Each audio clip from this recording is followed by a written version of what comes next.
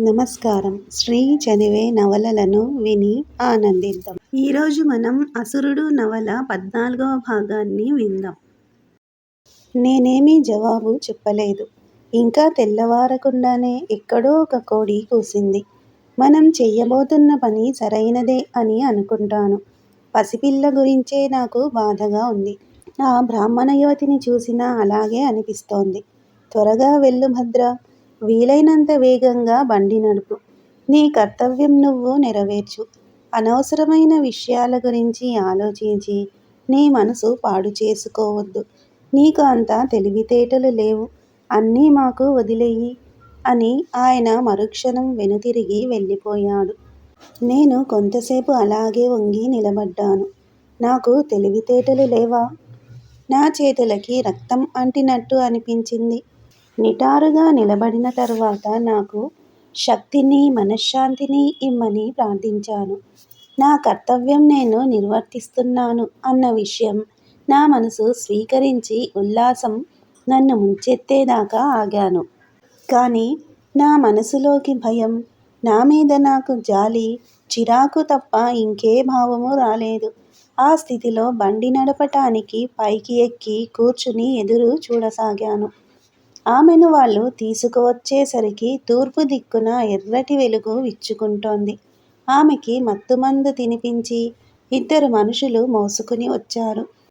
ఆమెని బండి వెనుక భాగంలో పడవేసి నాకు కన్ను కొట్టి వెళ్ళిపోయారు.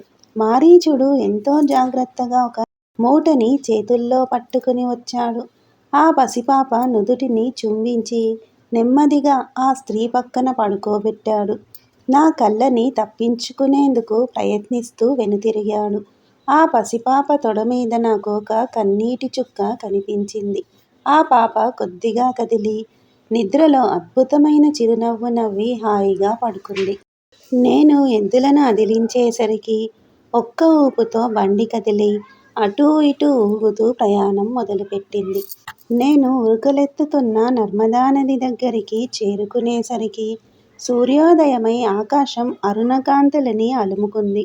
ఉదయపు కాంతిలో వర్షపు చిరుజల్లు బంగారు రంగుకి మారింది. దూరంగా నింగి, నేల కలిసే చోట పెద్ద హరివిల్లు విరిసింది. నేను దాని నుంచి చూపులు తిప్పుకున్నాను. బండి ఇరుకైన అడవిదారిలో కుదుపులతో దేవతల రాజ్యం వైపు సాగింది. నేను బలి ఇవ్వబోయే స్త్రీ మత్తుమందు ప్రభావం వల్ల ఇంకేదో ప్రపంచంలో ఉంది. ఆవిడ అందాలు నా మనసుకి ఆనందాన్ని కలిగించాయి. కాసేపు నా దిగుళ్ళన్నిటినీ మరచిపోయాను. చల్లటి వర్షపు జల్లు ముఖం మీద పడుతుంటే నాకు హాయి అనిపించింది. పరిమళంతో నిండి వీస్తున్న గాలి నా శరీరాన్ని ముద్దాడింది. నాకు అప్పగించిన పనిని మరిచిపోయాను. నేను తెలివిలేని వాడిని కదా. విశ్రాంతి కోసం ఆగే వేళకి చీకటి పడింది. సూర్యుడు దూరపు కొండల చాటుకి కిందికి దిగిపోతున్నాడు. ఆమె ఇంకా నిద్రపోతూనే ఉంది. నాలో కామభావాలు నిద్రలేవటం గ్రహించాను.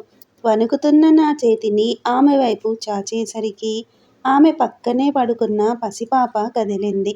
దాంతో నన్ను నేను సంభాళించుకుని నా చేష్టకి సిగ్గుపడ్డాను. అప్పుడు మళ్ళీ కోపం వచ్చింది. ఈమె ఇప్పుడు నా సొంతం. నా ఇష్టం వచ్చినట్టు ఈమెను ఉపయోగించుకోవచ్చు. ఈమెని వదిలించుకోమని నాకు ఒక కార్యభారాన్ని అప్పగించారు. ఈమెకి, పసిపిల్లకి జ్వరం తగిలిందని గ్రామంలో ఉన్న వైద్యుడి దగ్గరికి తీసుకెళ్తున్నామని, కానీ వైద్యుడి దగ్గరికి చేరుకునే లోపలే 2 చనిపోయారని అందరికీ చెప్పాలన్నది పెద్దల నిర్ణయం. అప్పటికే నేను మా స్థావరం నుంచి ఎన్నో యోజనాల దూరం వచ్చేశాను. ఆమెను నేను అనుభవిస్తే ఎవరికి తెలుస్తుంది? అసలు నేను చేసిన పనికి మంత్రులు సంతోషించవచ్చునేమో. నేను మళ్ళీ ఆమె దగ్గరికి వెళ్ళి ఆమె దుస్తులని గట్టిగా పట్టుకున్నాను. ఆమె వక్షం మీద కట్టుకున్న వస్త్రానికున్న ముడి విప్పేందుకు ప్రయత్నించాను. కానీ నా ఆతృతలో అది కష్టమనిపించింది. నేను దాదాపు సఫలీకృతుడనయ్యే సమయానికి ఆమె కళ్ళు తెరిచింది. గోవు కళ్ళల్లా దీనంగా ఉన్న కళ్ళతో నా వైపు తదేకంగా చూసింది. నేను జంకాను. ఆమెని వదిలి లేచి నిలబడ్డాను. ఆమె కళ్ళల్లో కన్నీళ్లు ఉబికి ఒక చుక్క బండి లోపల పరిచిన ఎర్రటి పట్టు వస్త్రం మీద పడింది. నాకు సిగ్గువేసి ముఖం తిప్పేసుకున్నాను. అప్పుడు ఆమె భయంకరంగా అరిచింది. ఆ అరుపు ఎంతో బాధలో ఒంటరిగా ఉన్న జంతువు అరిచిన అరుపులా ఉంది. చుట్టుపక్కల ఉన్న పక్షులు ఆ అరుపుకి బెదిరి ఎగిరిపోయాయి. నేను వెంట తెచ్చుకున్న చిన్న నూనె దీపం ఒరిగిపోయి పట్టువస్త్రం మీద నూనె చింది మరకలు అయ్యాయి. నేను దాన్ని మళ్ళీ నిటారుగా పెట్టేందుకు ప్రయత్నించాను. కానీ నా చేతులు భయంతో విపరీతంగా వణకటం మొదలుపెట్టాయి. ఓరి రాక్షసుడా! నన్ను తాకడానికి నీకెంత ధైర్యంరా అని కీచుగా అరిచింది. ఆ అరుపుకి పసిపిల్ల లేచి ఏడవసాగింది. మీ రాజు నన్ను ముట్టుకునే ప్రయత్నం కూడా చెయ్యలేదు. దుర్మార్గుడా! ఎంత ధైర్యంరా నీకు? నాకు మళ్ళీ కోపం వచ్చింది. ఆమె అడవిలో ఒంటరిగా ఉంది. ఆమెను చంపివేయమని నాకు ఆదేశం ఇచ్చారు. ఆమె దూరంగా జరుగుతూ ఉంటే నేను ఆమెను సమీపించసాగాను. ఆమె బండిలోంచి దిగటానికి ప్రయత్నించింది. కానీ నూనె దీపం ఒరిగిపోయి ఆమె దుస్తుల మీద కూడా మరకలు అయ్యాయి. గాలికి దీపం ఒక్కసారి భగ్గుమంది. ఆమె దుస్తులకి నిప్పు అంటుకుంది. అసంకల్పితంగా నేను మంటలు ఆర్పేందుకు ప్రయత్నించాను. కానీ ఆమె నన్ను చెంపదెబ్బ కొట్టి నదివైపు పరిగెత్తింది. కోపంతో, బాధతో అరుస్తూ పరిగెత్తే ఒక అగ్నిగోళంలా కనిపించింది ఆమె. కానీ నదిని చేరుకోలేకపోయింది. వీలైతే ఆమెను పట్టుకుని రక్షించేందుకు ఆమె వెనుకాలే పరిగెత్తాను. ఆమె అలా అరుస్తూ కాలిపోతూనే ఉండిపోయింది. నది ఇంక కొంత దూరంలో ఉందనగా ఆమె నేలమీద ఒరిగిపోయింది. ఇక ఆమెను రక్షించటం, ప్రాణాలు కాపాడడం అసాధ్యం అనిపించింది. అందుకే ఆ ప్రయత్నాన్ని విరమించాను. ఎంతైనా నా కర్తవ్యం ఆమెను తుదముట్టించడమే కదా! అయినా ఆమె వెంటనే చనిపోలేదు. చాలాసేపు ఆ నది ఒడ్డున మృత్యువుతో పోరాడుతూ సగం కాలిన మాంసం ముద్దలా ఉండిపోయింది. చూసేందుకు భయం గొలిపేట్టు ఉంది ఆమె ఆకారం. ఆమె మొత్తం అసురజాతిని శాపనార్థాలు పెట్టసాగింది. రావణుడే తనని ఈ స్థితికి చేర్చాడని, అతన్ని వచ్చే జన్మలో తను తప్పకుండా పట్టి పీడిస్తానని కేకలు పెట్టింది. నేను ఎటువంటి భావోద్రేకాలకి లోను కాకుండా ఆమె చనిపోవడం చూస్తూ ఉండిపోయాను. చనిపోయే లోపల ఆమె భయంకరంగా కేకలు పెడుతూ తన ఆత్మ చిన్నారి అసుర రాజకుమార్తెలో ప్రవేశిస్తుందని, తన కోపమే జ్యోతిష్కుల భవిష్యవాణిని నిజం చేసి అసురులందరినీ నాశనం చేస్తుందని, ఆ వినాశానికి రాకుమార్తె కారణం అవుతుందని, తన పవిత్రతే అలా జరిగేట్టు చేస్తుందని ఇంకా ఏదేదో వాగింది. తూర్పు దిక్కున వెలుగు రేఖలు పొడుసూపే వేళకి ఆమె ప్రాణాలు విడిచింది. పసిపాప ఏడుపు ఆపేసింది. నేను బండి దగ్గరికి పరిగెత్తాను. పాప నన్ను చూసి అమాయకంగా నవ్వింది. నాకేం చెయ్యాలో పాలుపోలేదు. దగ్గరలో ఉన్న బండరాతికేసి కొట్టి పాప తల పగలగొట్టాలని అనుకున్నాను. మరుక్షణం దేవతల చేతుల్లో మరణించిన నా పసిపాప తల ఖండఖండాలుగా నా ఇల్లంతా పరుచుకోవడం గుర్తుకొచ్చింది. ఈ పాపని నేను అదే విధంగా చంపాలని అనుకుంటున్నానా? పాపని ఎత్తుకున్నాను. పాప బుల్లి పిడికిళ్ళు నా చిటికెన వేలిని గట్టిగా పట్టుకున్నాయి. లేదు, నా వల్ల కాదు. నేను ఆ పని ఎంతమాత్రం చెయ్యలేను. పసిపాపతో పాటు కింద కూలబడి ఏడవసాగాను. నా ఒళ్ళో ఉన్న పాప ఏడుస్తూ ఉంటే అలాగే చాలాసేపు కూర్చుండిపోయి నిద్రలోకి జారిపోయాను. అలా ఎంతసేపు నిద్రపోయానో తెలీదు. ఏదో చప్పుడు అవుతూ ఉంటే ఉలిక్కిపడి లేచాను. వేటాడుతూ ఒక పెద్ద గుంపు అటుకేసి వస్తోంది. వందల మంది గుర్రాల మీద, కాలినడకన, ఆయుధాలు పట్టుకుని వస్తూ కనిపించారు. నది పక్కన ఉన్న ఖాళీ స్థలంలో వాళ్ళు శిబిరాలు వేసుకుంటున్నారు. పసిపిల్ల నీలంగా మారి నా ఒళ్ళో వేలాడబడిపోయింది. చనిపోయిందేమో అనుకున్నాను. కానీ ముందు ఇక్కడి నుంచి తప్పించుకోవాలి. కానీ నేను పారిపోయేందుకు వెనుతిరిగి కాలు జారి పొదల్లో పడ్డాను. పసిపాప నా చేతుల్లోంచి పట్టుతప్పి బంకమట్టితో నిండిన కుంటలో పడిపోయింది. అలా పడగానే కెవ్వుమని అరిచింది.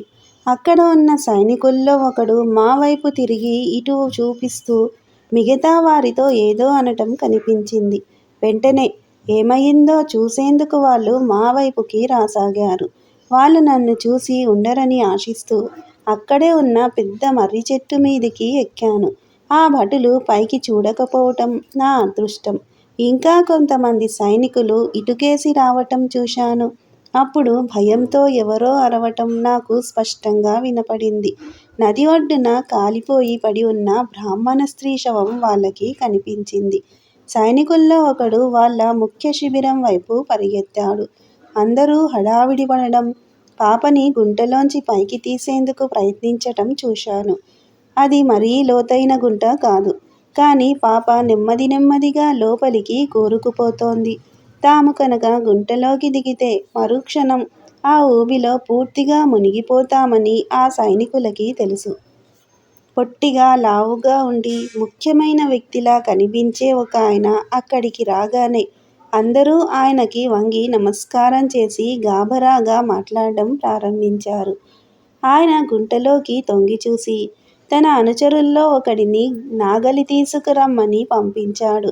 దాన్ని తీసుకువచ్చాక పాపని దాని సాయంతో అతి జాగ్రత్తగా బయటికి తీశాడు. పాప గుండె మీద చెయ్యి పెట్టి కొట్టుకుంటుందా లేదా అని చూశాడు. వెంటనే తన భటులకి ఏవేవో తీసుకురమ్మని ఆదేశించాడు.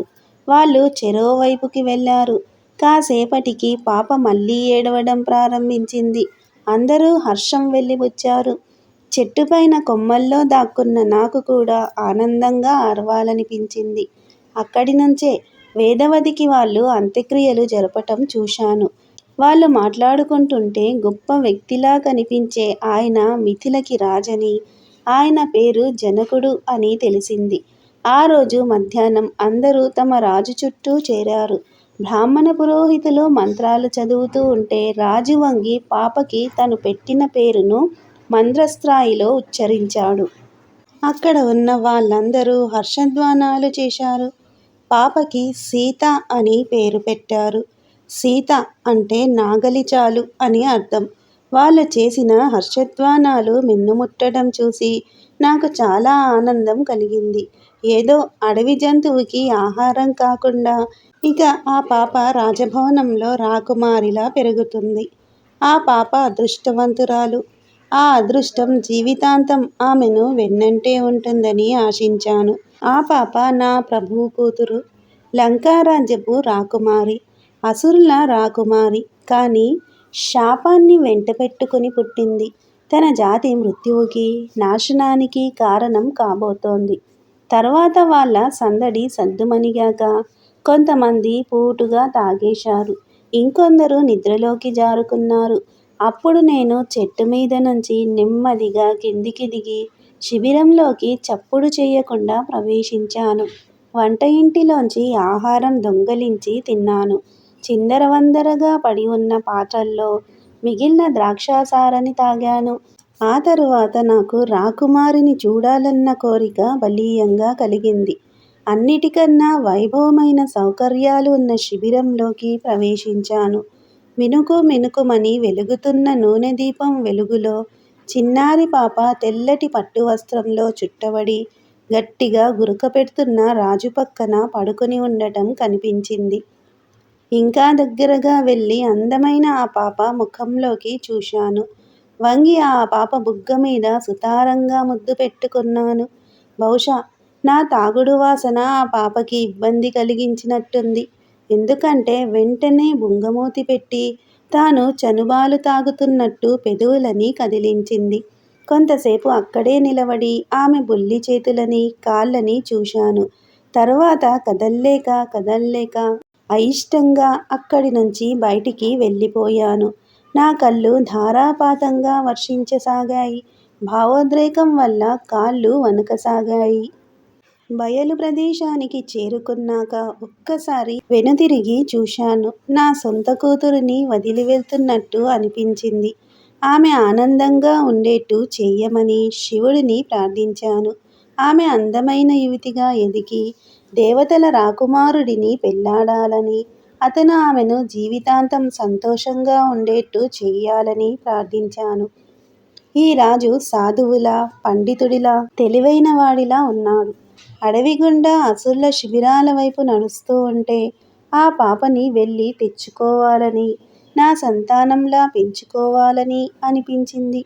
స్పష్టంగా ఆలోచించగలిగినంత దూరం వెళ్ళాక ఆ పాపని చంపేసి ఉండాల్సింది అన్న ఆలోచన వచ్చింది. ఆ ఆలోచనకే ఒళ్ళు జలధరించింది. కానీ ఏదో ఒకరోజు ఆమె వెనక్కి వస్తుందని, జాతి వినాశానికి దారితీస్తుందని మనసు శంకించింది.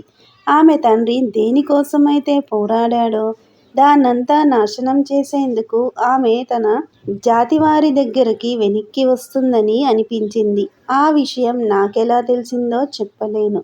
కానీ ఆ ఆలోచన మళ్ళీ మళ్ళీ నా మనసులోకి రాసాగింది. కాపాడమని శివుడిని ప్రార్థించాను. కానీ శివుడు కూడా అసహాయుడే అని మనసులో లోపల నాకు తెలుస్తూనే ఉంది. బహుశా అదే ఆమె తీర్చుకోబోయే ప్రతీకారమేమో. జీవితం అంటే ఏమిటో ఇంకా తెలియకముందే ఆమెను చంపివెయ్యాలని అనుకున్న కఠిన హృదయమూ, అహంకారమూ గల జాతి మీద ఒక అసుర రాకుమారి తీర్చుకోవాలనుకున్న ప్రతీకారం. మానవజాతి చరిత్రనే ఆమె మార్చివేస్తుంది. కానీ నేను మరీ అతిగా ఆలోచిస్తున్నట్టు ఉన్నాను. నాకు నిజంగా అంత అవగాహన ఉందా? లేక నాది జ్ఞానదృష్టా అనేది స్పష్టంగా నాకే తెలియలేదు. అదంతా ఎప్పుడో జరగబోయేది. మమ్మల్నందర్నీ కబళించి, మా రాజ్యాన్ని ఎన్నో శతాబ్దాల పాటు అంధకారంలో ముంచెయ్యబోతున్నది. ఈ నవల మీకు నచ్చితే సబ్స్క్రైబ్ చేయండి, షేర్ చేయండి, లైక్ చేయండి, బెల్ ఐకాన్ను ప్రెస్ చేయండి. శ్రీ ఛానల్ ఆడియో నవలను వింటున్నందుకు ధన్యవాదములు.